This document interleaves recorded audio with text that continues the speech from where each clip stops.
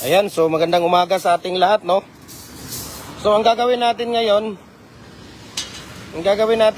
ay magputol ng ating tawag dito, magputol ng ating naradong-odong ganito ngo, unog stirap.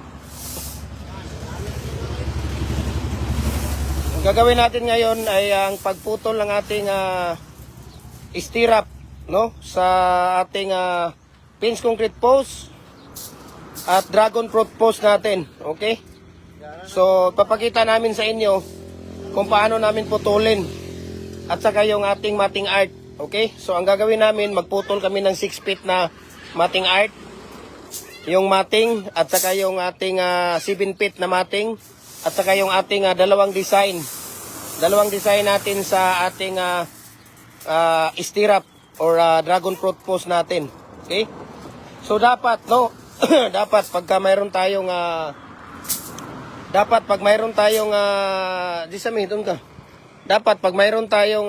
concrete products, kailangan mayroon tayong bar cutter dito. Ayan.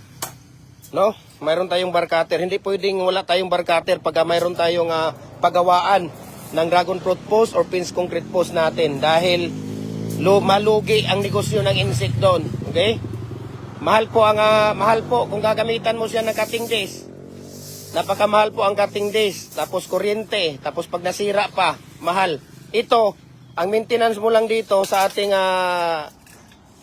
bar cutter ay ano lang siya, tawag dito, oil or di kaya yung grasa, di ba? Yan lang po ang maintenance natin. So ngayon, ang pinuputol nila ngayon dito, 6 feet. Ang haba, no? 6 feet, ayan, yung haba. Ha?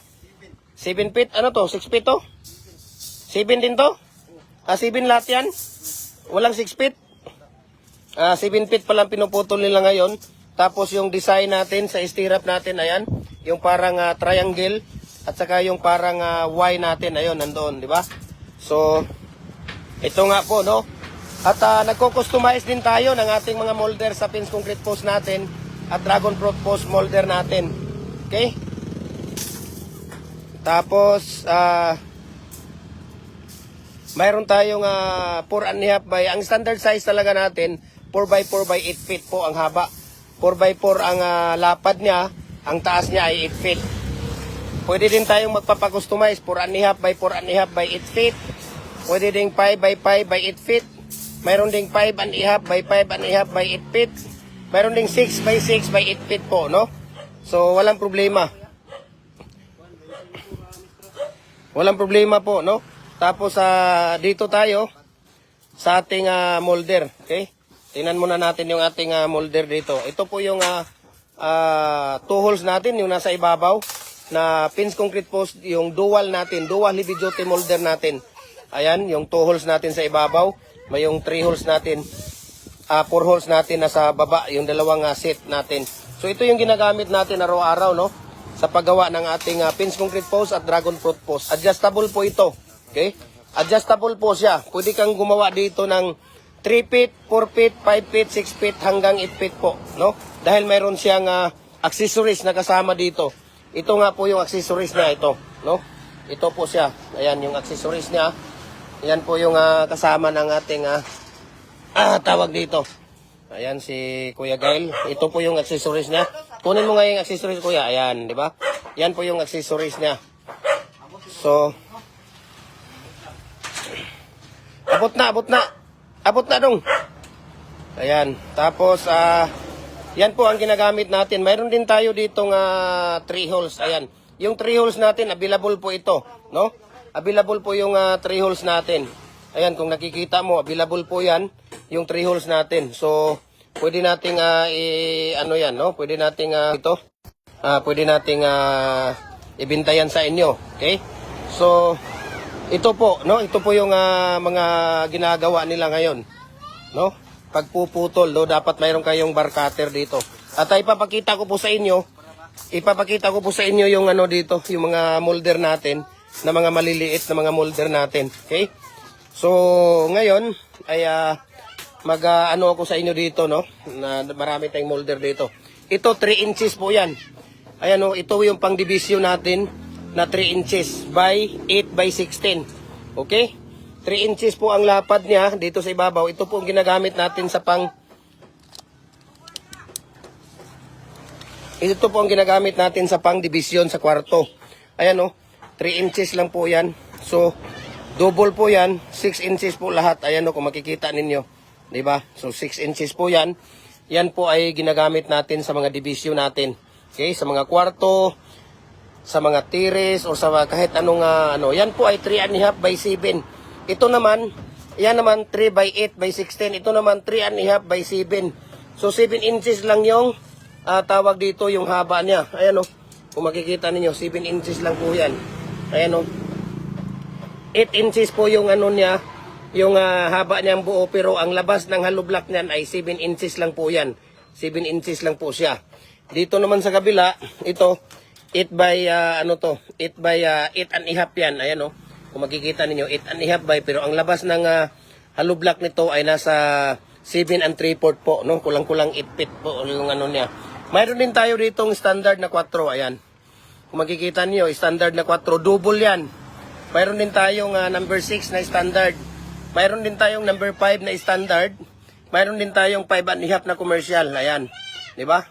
So dito, mayroon tayong decorative molder yan, decorative molder yan. Ito, decorative molder din yan. Okay? So dito sa kabila, mayroon din tayong decorative molder, ayan, mga decorative molder yan. Yan, yung mga nasa una, decorative molder yan. Mayroon din tayo ditong lower, no? Ito yung lower natin na ginagamit natin ito for building ventilation, no? Sa mga warehouses, ito ginagamit ito sa mga warehouse. Number 6 na lower po yan. Ito naman, lower na number 4 natin. Ito, ginagamit din natin ito sa mga kwarto natin, no? Yung hangin na papasok sa ilalim na hindi ka nabubusuhan. Ang tawag dyan, lower blocks. Decorative. Ito po yung tawag dito. Pwedeng sa CR, pwedeng sa kwarto, pwedeng sa kusina, pwedeng sa sala. Itong lower, no? May hangin siya na papasok, pero pag tinitingnan ka sa labas, hindi ka makikita. Okay? So, mayroon din tayo ditong standard na single. Ayan. Mayroon tayong standard na single na commercial na single na 3 3/4. Ayan, kung makikita niyo, 3 3/4. Mayroon din tayong single na 3 1/2. Mayroon din tayong commercial dito, ayan, 4. Mayroon din tayong double dito na 3 3/4. Ayan, kung makikita ninyo. 3 din na single, mayroon din tayo dito. Ayan, yung single natin. So ngayon, dito tayo, no? Ayan, decorative natin. Ito, mayroon tayong Y na concrete garden bricks. Ito yung Y natin na concrete garden bricks yan, no? Kung makikita ninyo, napapansin niyo yan, ito na may design. Ito po ang galing ng US. No, nadala ng ating kababayan, nagdala siya ng dito pattern. So, nagawa natin dahil may dala siyang pattern. So, yung mga galing ng ibang bansa, pag gusto ninyo na gagawa kayo ng galing doon na mga concrete products na mga design, magdala kayo ng pattern dito. At yun ang gagawin natin. Iyan, Y din yan siya na may pattern. Ito, Y talaga siya na walang design. Ito, Y na may design. Ayan, ito, Y na walang design. Okay? Ito, kindi din yan. Kindi na bricks molder. Ito, hollow blocks yan. Hollow blocks molder yan. No? Kadalasan ginagamit sa Luzon daw yan. Okay? So, ito, L concrete garden bricks. Ito naman ang bar natin. Bar concrete garden bricks natin. Ito, number 8. Number 8, ito. Ang maganda dahil pwede ito sa mga garden. Okay? Sa mga garden, sa mga ng sasakyan. Sa mga tawag dito, yung parking ng mga sasakyan, yung parking ng mga mabibigat na mga ito number 8 ang ginagamit. Ito natin, mga decorative molder yan. Ito, decorative molder. Ito, octagon ito na bricks molder. Mayroong ace tayo dito. Ayan, kung makikita ninyo, ace molder yan. Ito naman hexagon na concrete garden bricks. Ito naman ay paypay. Okay? Tapos doon, zigzag. Ito, zigzag yan. Yan, kung makikita ninyo, ito, zigzag yan. Yan, zigzag. Ito naman ay donut. Yan, makikita ninyo, donut yan. Tapos ito namang isa ay muhon. Yung mga survey marking natin, muhon yan. Tapos ito, diamond na decorative. Okay? Diamond na decorative yan. Tapos ito, ang ating decorative datin decorative din yan. Ito, decorative. Ito, galing din ng ibang bansa ito sa US. Okay? Dalawang design na decorative yan. At saka itong isa. So galing ng US yan, no? Ng mga design natin. Ito, tatlo yan sila. Isa, dalawa, tatlo. Ayan, yung galing ng US na mga design. Itong mga to ay nagpapadala tayo dito, no? Luzon, Visayas, Mindanao. Kahit saang sulok man kayo ng mundo, kayang abutin ng G&T Express or G&T Home. Yun po. Pagka sa Luzon kayo, wala po tayong COD, no? Sa lahat po ng mga nagtatanong na mayroon ba tayong COD? Wala tayong COD dito, idol. Wala din akong tubo dito sa mga molders. Tulong ko po yan para sa inyo, sa mga mahal kong followers. Hindi po ako nagpapatubo sa lahat ng mga molder natin. Okay? Ang pinopromote ko lang dito, yung ating tawag dito, yung ating mga concrete products ang pinopromote ko dito. Habang nagba-vlogs din ako, kumikita naman na hindi naman kalakihan yung kita natin sa vlog, pero at least pay-off yung ating ginagawa. Okay? So kaya hindi ako nagpapatubo dito sa mga molders. Wala din tayong cash on delivery. Dahil ginawa na po namin dati yan, yung cash on delivery.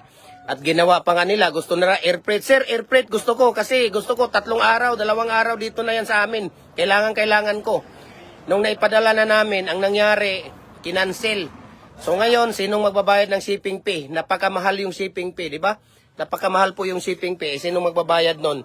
So, tinigil namin yung COD. So, ang gagawin ninyo, bayaran ninyo yung molder namin bago natin na ipapadala at saka yung shipping, estimated shipping fee dahil mayroon na kaming estimated shipping fee na 30. Tapos 110. Ayan.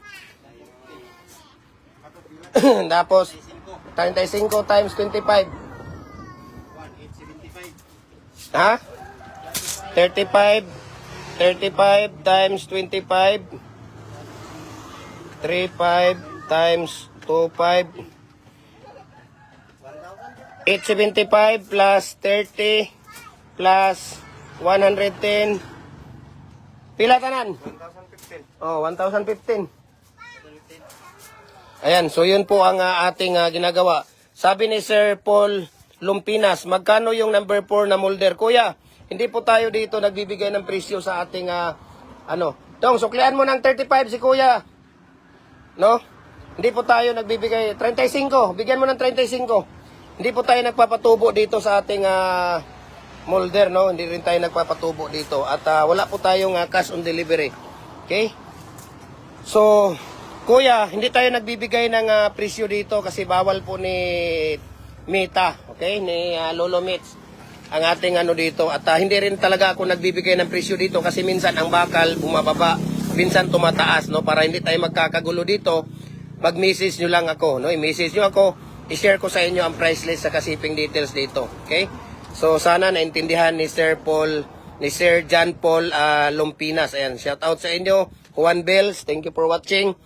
Ayan, si Rafael Mancera, thank you for watching. Ayan, so thank you for watching. Henry Olivas, thank you for watching. Edmundo Maya, thank you for watching. Ayan, so thank you for watching po sa inyong lahat, no?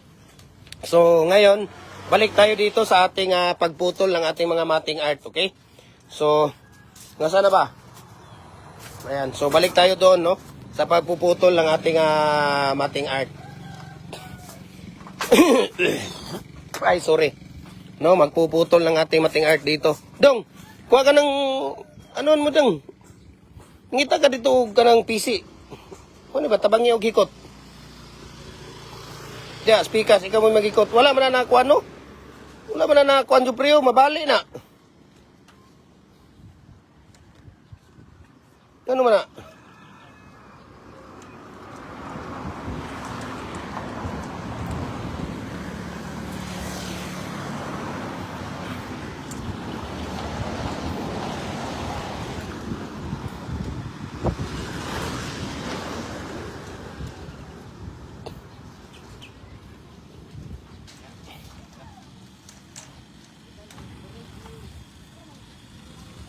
Ayaw na kuan. Aman tong iyahang kuan.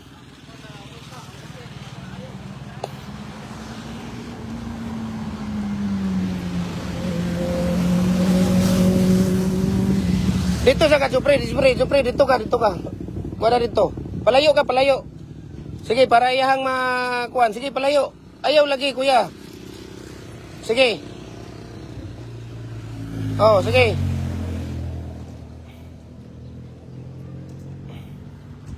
So may bumibili lang saglit, no? At tingnan natin sila. Ayan.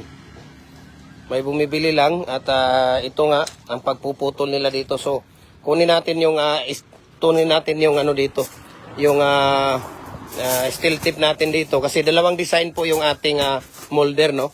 Meron tayong stirrup na design natin.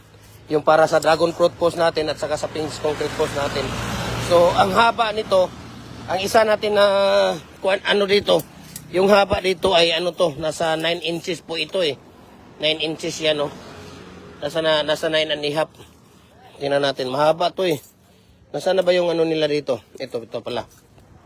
Ito yung tawag dito. Ito yung sukatan. Ayan, no? Nasa 9 and a half lang talaga yan yung ating tawag dito. 9 and a half or 10. Ayan, di ba? Yan ang sukatan natin. Tapos yung isa, itong isa, ay ano to? 13 po ito. 13 inches. Ayan, 13 inches po yung isa. Dapat ito dong 9 and a half lang yan eh. Yung sukatan ninyo, 10 inches. Ito, 13 inches talaga tama ito, 13 inches. So dapat mayroon kayong bar cutter, no?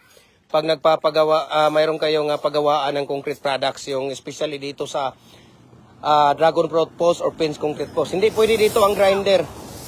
Mapakamahal po, no? Napakamahal at tatalo kayo doon. Minsan masira pa, no? Bar cutter. Mura lang ang bar cutter. Mayroong bar cutter na naglalaro ng 13,000 pataas. Pero ang mas maganda ng mga bar cutter nasa mga 17,000. Ayan, 17,000, 15,000, 18,000, maganda na rin 'yon. Ano siya? Mula nakakaputol siya hanggang 22 mm, no? 22 mm na deform bar. Ang pwede niyang putulin dito. Okay? So ngayon, papakita namin dong, gawa ka muna ng dalawa-dalawa diyan dong. Dong, Jupre, dalawa nga parang triangle at saka dalawa na parang Y. Papakita muna natin sa kanila dong. Halika dong. Gawa ka muna. Ayan, tingnan muna natin si Kuya Jupre. Ito po, no, yung dalawang design natin para sa paggawa ng ating stirrup. Okay? Tapos kuha ka ng isang dong. Yung mating. Dali mo dito. Ipatong mo dyan para makita nila. Dalawa lang dong. Dalawa lang. Ayan, sige. Tingnan natin dito si Kuya Jupre sa paggawa niya ng tawag dito.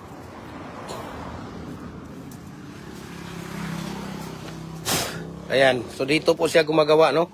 Dalawang design po yan. Wag yan! Yung mating ba na ginagawa na? Yung nilalagay sa loob ng poste. Tingnan natin. So ito po yung paano natin ginagawa. Okay? Ayan, yung parang triangle, no? Yan ang parang triangle. Yan po ang ating paggawa ng ating stirrup. Yan kasi ang ibabaon, no? Kaya hindi siya pwedeng mayroong dawil. Walang dawil po yan. Ipapakita ko sa inyo. Diyan lang, isa lang piraso, diyan mo lang ilagay. Ipatong mo lang yan dong, ipatong. Yung isa lang. Balik mo yan doon yung isa. Ayan. So, ganun lang po, no? Ganun lang po ang paggawa ng dalawang design natin sa ating stirrup. Ayan.